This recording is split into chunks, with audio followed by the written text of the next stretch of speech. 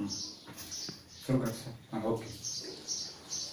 नमस्कार, मी महेंद्रकर युद्धवीर शिवराम, सोलापूर महानगरपालिका प्रशाला क्रमांक 2, बाळवे, सोलापूर. आपण आज बघणार आहोत 9वीचं विभाग 1चं प्रकरण 2 वास्तव संख्या. वास्तव याचा अर्थ आहे आभासी नाही, जे आहे ते. आभासी असेल तर त्याला अवास्तव म्हणतो. वास्तव म्हणजे जे दिसतंय, जे आहे ते, किंवा दाखवता येते ते वास्तव. आता प्रश्न येतो, संख्या म्हणजे नेमकं काय. आता हे पट्ट्या घेतलेत मी. हे पट्ट्या किती आहेत तर मी सांगतो एवढे आहेत. ह्या पट्ट्या किती आहेत? एवढे आहेत.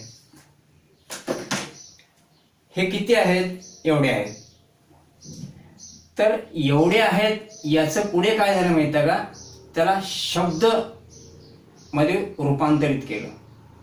एवढे आहेत न म्हणता ह्याला एक मानलं गेलं. का? अंधारात वगैरे दाखवता येत नाही, दूरच्या ठिकाणी आपल्याला सांगता येत नाही, त्याला एक असं मानलंय. मग असं दाखवलं. पुढे याचं रूपांतर केले त्यांनी 2, याचं रूपांतर केले 3. असे अनेक शब्द आहेत. शब्दाला लांबी, रुंदी, उंची, क्षेत्रफळ, घनफळ काही नसते, रंग, रूप, आकार नसते. म्हणून वस्तू आपल्याला समजतात, संख्या शब्द असल्यामुळे आपल्याला थोडा त्रास जातो. आता संख्या आणि वास्तव संख्या तुम्हाला अर्थ कळला. आता हे पहिलीपासून हे जवळपास तुम्ही शिकलात.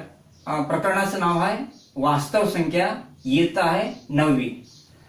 हे लक्षात ठेवण्यासाठी बराचदा त्रास होतो. एक सोपा मार्ग सांगतो. अगदी काय सोपा मार्ग बघा. पूर्ण हा शब्द 5 वेळेस द्यायचा. कधी तुम्ही विसरणार नाही. पूर्ण हा शब्द 5 वेळेस नंतर. मग नेमकं काय पूर्ण या शब्दाचा अर्थ? हे पूर्ण मध्ये बदल करत नाही मी. पूर्णला पूर्ण जशाच्या तसं शब्द लिहितो मी. आणि मग इथं लिहितो महिरूपी कंसात 0, 1, 2, म्हणजे हे गुणक चिन्ह आहे का? 0, 1, 2, 3. आणि पुढे हे डॅश डॅश डॅश करून, म्हणजे सुरुवात ह्याची 0ला आहे आणि पुढे अनंतापर्यंत हे थांबत नाही. याचं नाव पूर्ण संख्येचा संच. आता तुम्हाला संख्या या शब्दाचा अर्थ सांगितलाय मी. त्याच्यावर खूप चिंतन करा, मग तुम्हाला पुढचे प्रकरण काही त्रास येणार, सोपं जाईल. आता ह्याच्यात थोडा बदल करतो मी. पूर्णांक शब्द लिहितो. पूर्णांक म्हणजे काय करायचं? हे दोन्हीकडे जायचं नाही, काहीच नाही. आणि इकडं धन 1, धन 2, या बाजूला ऋण 1, ऋण 2, आणि हे पुढे दोन्हीकडे वाढत जाणार. आता धन 1 हे एवढ्या अंतराला 1 मानले आपण.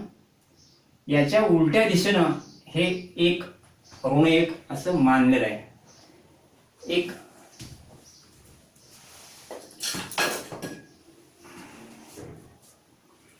समजण्यासाठी आपण हा एक तुमच्या लक्षात आणतो तुम्ही.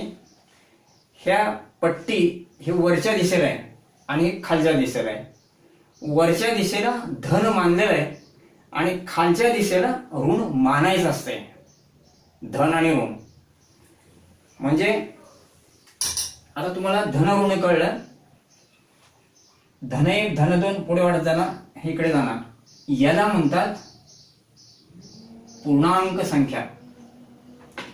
आता पुढचा प्रश्न येतो अपूर्णांक. त्याच्यात थोडा बदल करा. अपूर्णांक शब्दाचा तुम्हाला अर्थ कळेल. आता अपूर्णांक म्हणजे काय? हे पूर्ण आहे, ह्याच्या पाठीमागे हे पूर्णला अपूर्णांक असा शब्द लिहितो मी. अपूर्णांक अपूर्णांक म्हणजे नेमकं काय? ही पट्टी,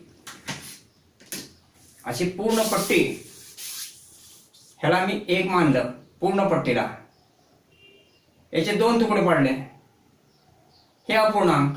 लिहायचं कसं? 1/2. म्हणजे या पट्टीवर जर तुम्ही बघितलात, म्हणजे पटकून कळेल थोडा सोपा मार्ग. ही एक पट्टीला मानलं आणि हे अपूर्णांक, म्हणजे अपूर्ण संख्येचा संच हे इथे येणार 1/2, इथं 3/2, म्हणजे 1/2, 2/2 म्हणजे एकच होणार, म्हणून 3/2, 4/2 म्हणजे 2 येणार, 5/2, अशा संख्या वाढत जाते धनऋण. हे झालं अपूर्णांक. आता पूर्णांक अपूर्णांक ह्या दोघांची बेरीज करायची. पूर्णांक अधिक अपूर्णांक म्हणजे हे पूर्ण झालं, हे पूर्णांक झालं, हे अपूर्णांक झालं. पूर्ण, पूर्णांक, अपूर्णांक. आता इथं काय करायचं? ह्या दोघांची बेरीज करायची. पूर्णांक अधिक अपूर्णांक, या दोघांना मिळून म्हणायचं परिमेय संख्या.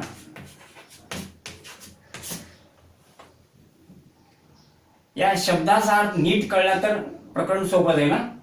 परिमेय संख्या. आता हे जे पूर्ण आहे याला म्हणतो आपण अपरिमेय संख्या.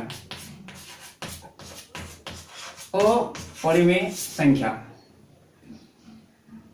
म्हणजे हात इथं हातावर जर धरला आणि ते एक वरच्या बाजूला हा शून्य खोडला तर हा होईल नैसर्गिक संख्या. असं जर हा असं धरलात, असं, ह्याला आय म्हणलात आणि ह्याला क्यू म्हणलात, आय क्यू आणि एन डब्ल्यू, म्हणजे संच तुमच्या लक्षात येते.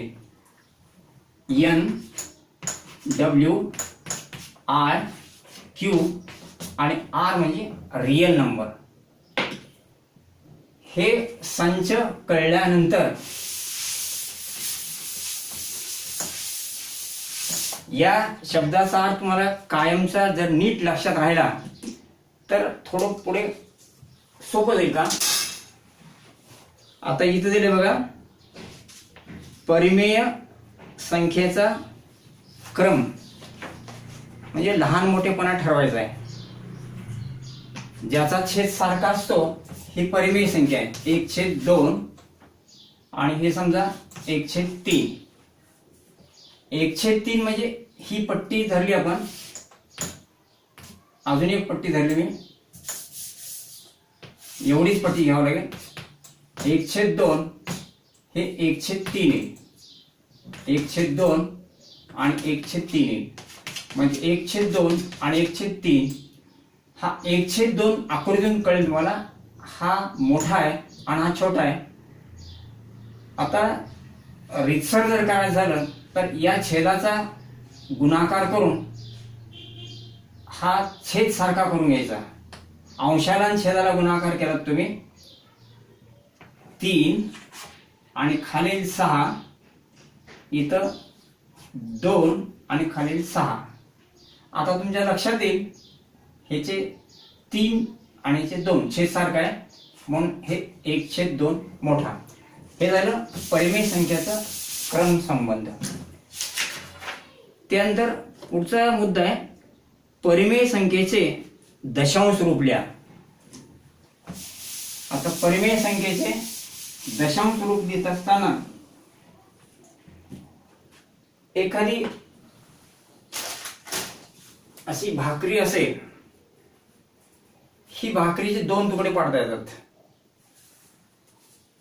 पण एखादी वस्तू अशी असेल की नियमित रूपात नसेल. अशा नियमित रूपात नसलेल्या वस्तूचे 2 तुकडे पाडणं अवघड असते. उदाहरणार्थ ही नारळाची कवटी आहे, याचे 2 तुकडे पाडताना शक्य नाहीये, म्हणून ह्याचे 100 तुकडे, 1000 तुकडे, वेगवेगळे तुकडे पाडावे लागतील आणि मग आकार सारखा करून यावा लागेल, मग आपल्याला तुकडे पाडता येतील. म्हणून दशांश रूपामध्ये कमीत कमी 10 तुकडे पाडले जातात ते उत्तर अचूक येण्यासाठी. आता इथं दिले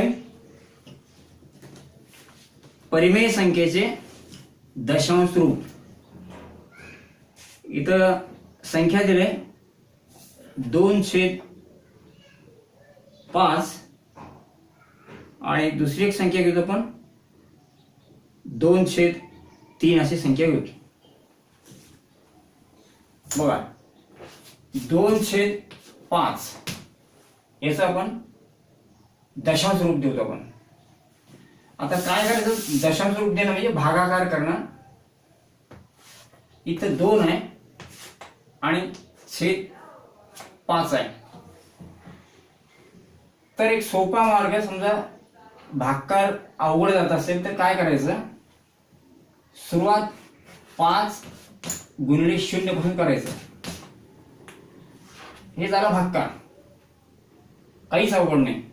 5 गुणिले 0 बरोबर 0, 5 गुणिले 1 बरोबर 5, म्हणजे किती गुणिले म्हणजे बेरीज, एक वेळा बेरीज केली.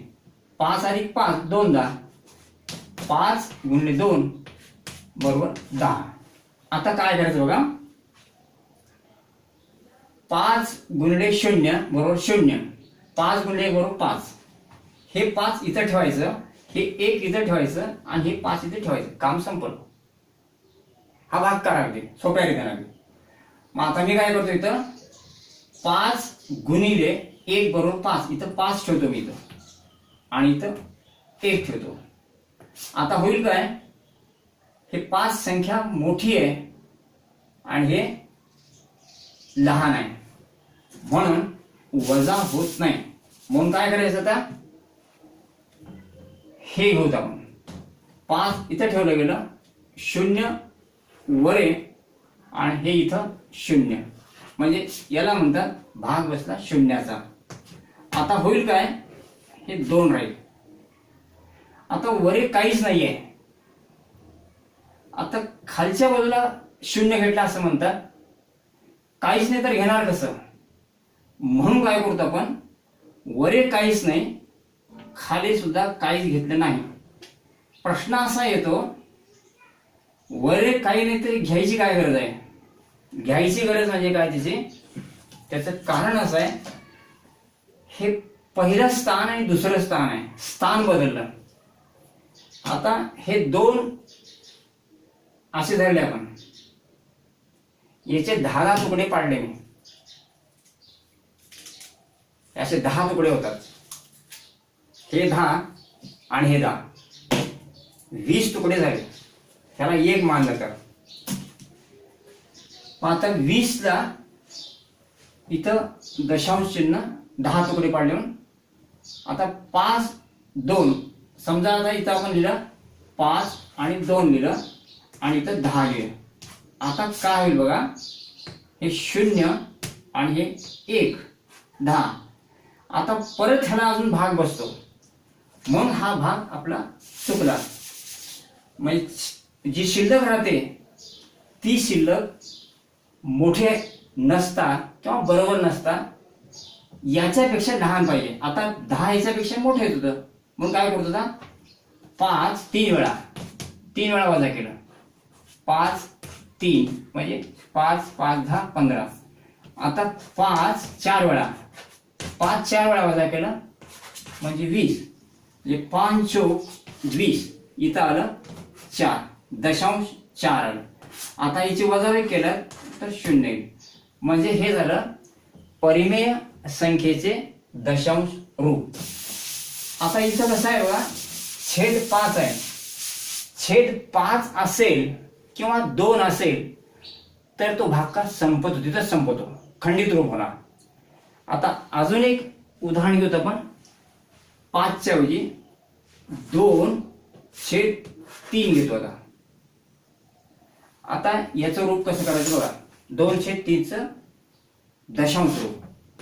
2/3 भागाकार करायचा आहे.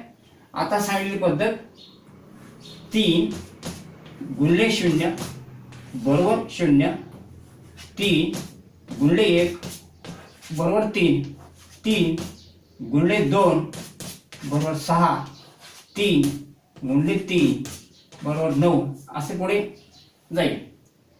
आता इथं 2 आहे आणि 3 आहे.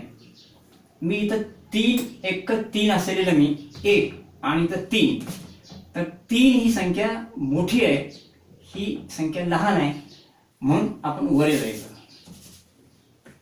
हे उलट सुलट जर ट्रायल घेऊन केलं तर आपल्या चूक आपल्या लक्षात येते, काय चुकलं ते. समजा एखादा मुलगा असलेला 3 दुनी 6 लिहिला, काय मोठी चूक होत नाही, इथं 6 लिहायचं, 2 लिहायचं. मग त्यांच्या लक्षात येईल लहान मुलाच्या, किंवा वजाबाकी होत नाही म्हणून लहान संख्या घ्यायचं.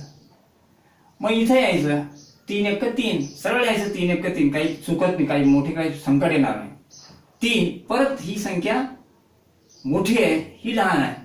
आता मग शेवटचा आकडा 0 आहे, दुसरा नाहीच आहे, म्हणून 3 इथं आलं, हे 0 इथं आलं आणि ते 0 इथं आलं आणि उत्तर आलं 2. आता प्रश्न असा आहे, हे पॉइंट देऊन इथं 0 घेतला. आता बरेचदा काय करतात, सरळ मुलं बे पॉइंट देऊन 0 घेतात, 3 संग 18 उत्तर काढतात. त्याचा काय त्रास होतोय थोडं हे झाल्यानंतर समजून देतो तुम्हाला, काय चुकतंय ते आणि कसा गोंधळ होतो मुलांचा. म्हणजे इथं 20 आलं, आता 3 3 3 6 वेळा वजा होईल, म्हणून 3 सख्ख 18. आता इथं 0 आहे. आता तुम्हाला हे काढून दाखवलं तुम्ही. हा 1 जे आहे, हे 2 गट आहेत, 2 गट, एक गट फोडतो मी, याला म्हणतात हातचे घेणे असे म्हणतात. हातचे नसतात, गट असतात ते खरं म्हणजे. हे झाले 10. 10तून हे 8 पट्ट्या काढल्या, या 2 पट्ट्या राहिल्या.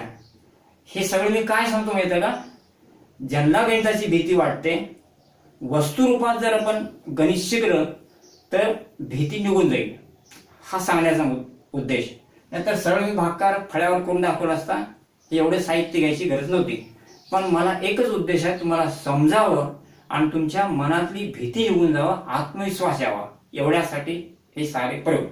मग आता इथं किती आलं, इथं वजाबाकी केली तर इथं हे 10 होते आणि हे 1 राहिला. म्हणजे इथं 10तून 8 गेले, हे 2 राहिले आणि इथं आता 1 राहिले, 1 1 गेले 0. आता परत इथं पुढचा भाग देणार 0 घ्यावा लागेल. म्हणजे इथं किती आलं, परत 3 संग 18 आलं, हे 6 6 6 6 शेवटपर्यंत असं होत जाईल. याला म्हणतात आवर्त दशांश रूप. म्हणजे परिमेय संख्येचे 2 रूप येतात, आवर्त आणि खंडित. आता तुम्हाला सांगितलं मी की दशांश चिन्ह का चुकतंय आणि याचं काय केल्यानंतर आपली चूक दुरुस्त होईल.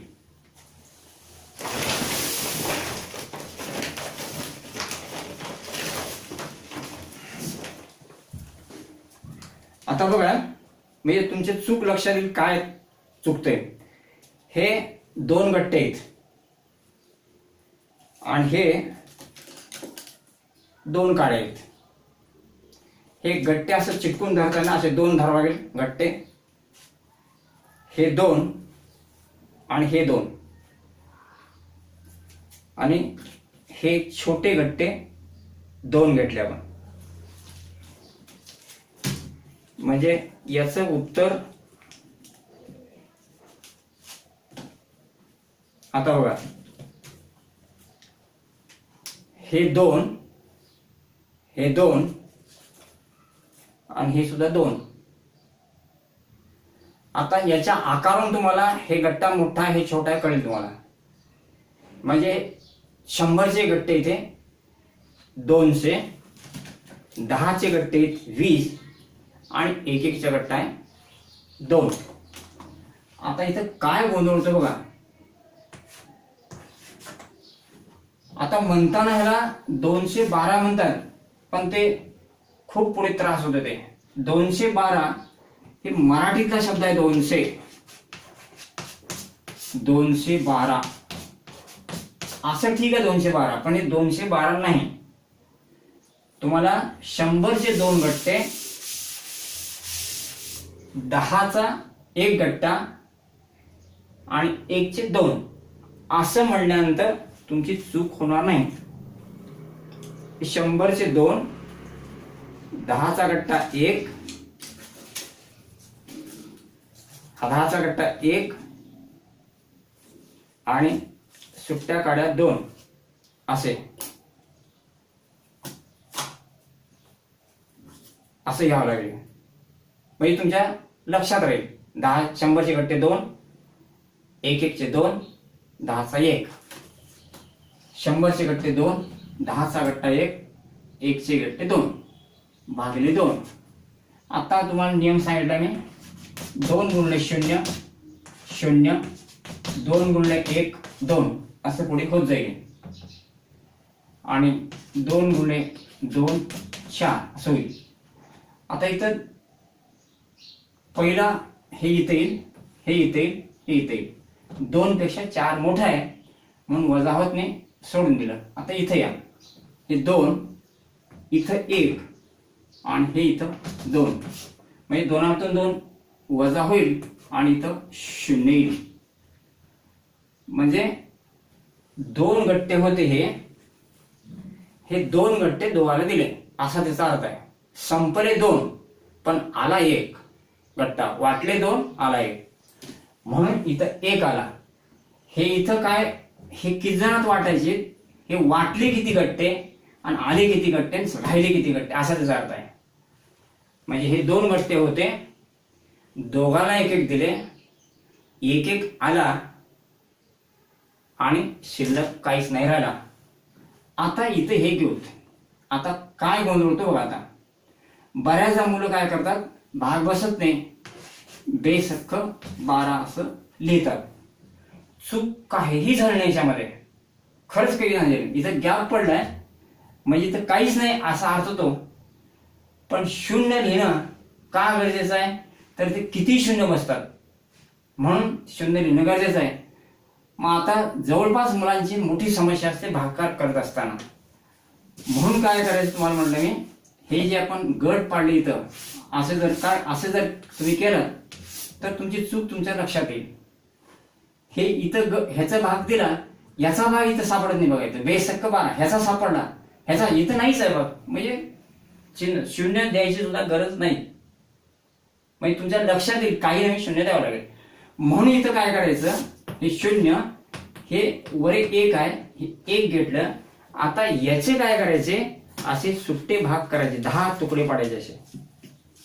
हे 10 झाले आणि मग हे 10 आणि हे सुट्टे 2 असे झाले 12.